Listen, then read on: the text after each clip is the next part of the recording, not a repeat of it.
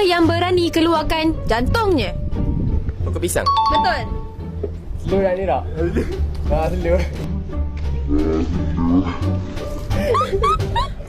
Wow, okey.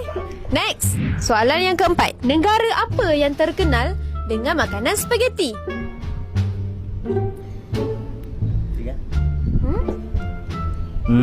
Jerman. Salah.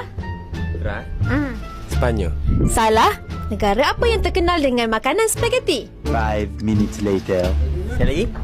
Australia. Salah. Salah, bukan. Oh, bukan.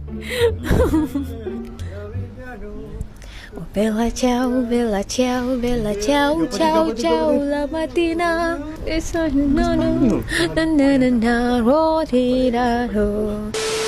Ya. Ada clue ke? Boleh. Ada. Huruf depan dia I. Itali. Betul.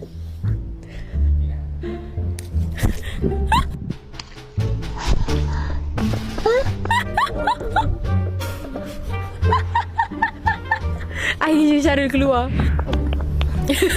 Allahu Akbar. Okey. Soalan yang kelima, okey? Oh tu senang tu. Okey, soalan yang kelima. Pulau apa yang terletak di Malaysia, pulau yang paling ringan? Pulau Kapar.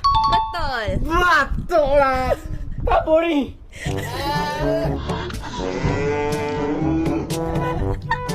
Kenapa bola kapal ringan? Sebab dia kapas. Lawak kan? Iyalah. Dah keluar. Alif tak aci. Lemah. Tak logik. Tak.